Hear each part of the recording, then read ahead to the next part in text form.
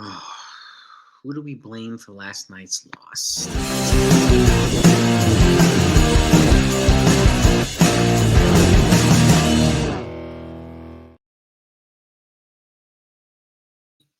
Happy Saturday.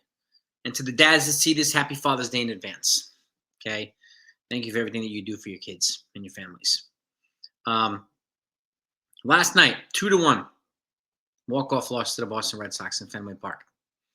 And there's a heavy appetite this morning by a couple of people on who to blame. And the blame has been levied on Aaron Boone, levied on Anthony Volpe, and any suggestion that counters that leads with the assumption that you don't know baseball, or the Boone doesn't know baseball. I guess I don't know baseball either. Even though I played it and coached it, I never played it at the major league level, never coached at the major league level, but I've done both. Okay, played it and coached it. And with somebody, and I'll just say this, okay, I'm not a tell-all, I'm not a know-it-all, but sitting in the dugout or being on the field, you get a different perspective than someone who's just a fan watching the game for years and decades. And there's a reason why they do things and don't do things, right? And as a fan or a content creator, if you're telling people that don't tell me, well, the fact is we can tell you, okay? Your opinion is not the only one that matters. Just like mine is not the only one that matters, right? Here's the way I'm interpreting it.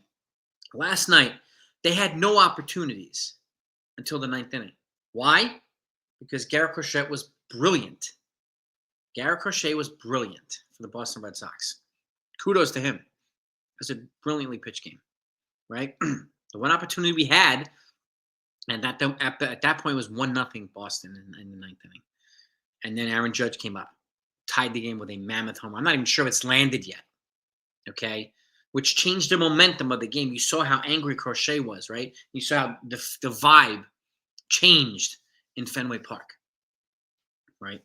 So at that point, the way I saw it, I can't speak for everybody else, is can they get ahead?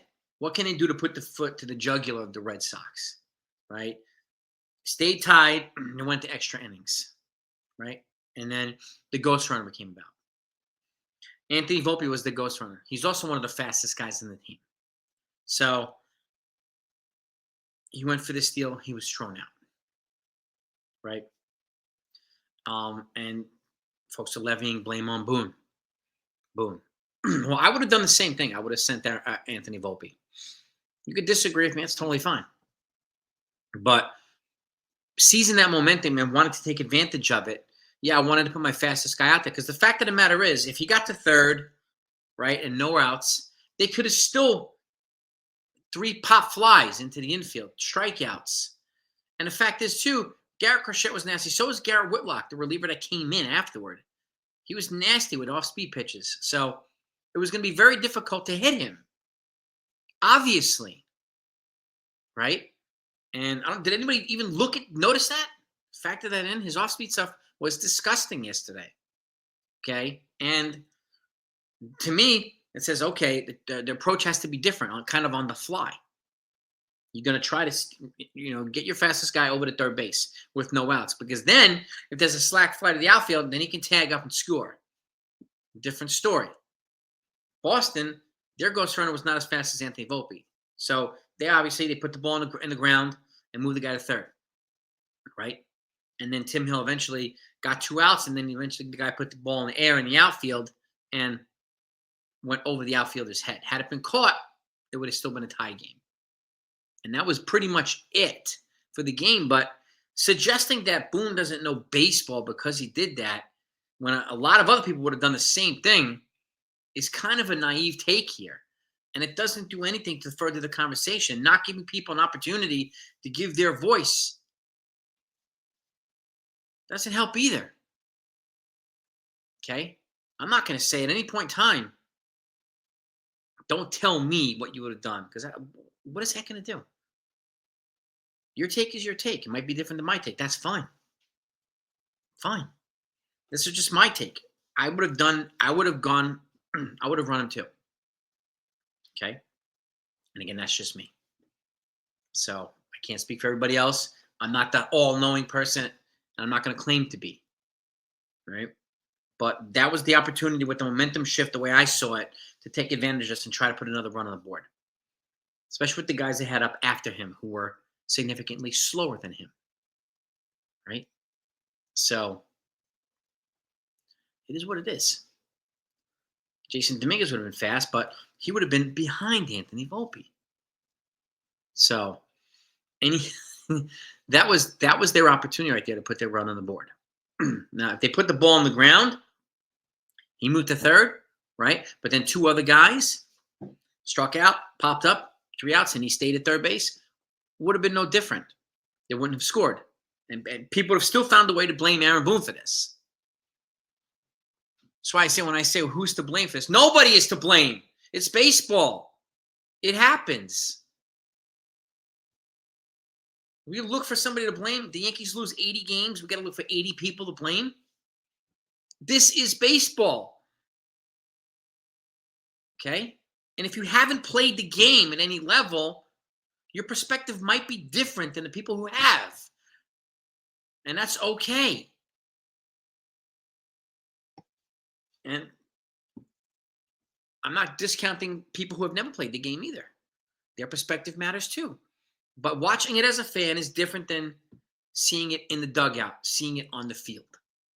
It is completely different. Okay? Completely different. Okay? So I wanted to say that today. Be back later. They play tonight. Hopefully they'll win. Got calls for Don. Right? And Max Fried, the next 2 pitchers for the Yankees. I feel better about it. And Ryan Yarbrough wasn't that bad last night. And the bullpen, 2-1 game. So the bullpen clearly wasn't bad either.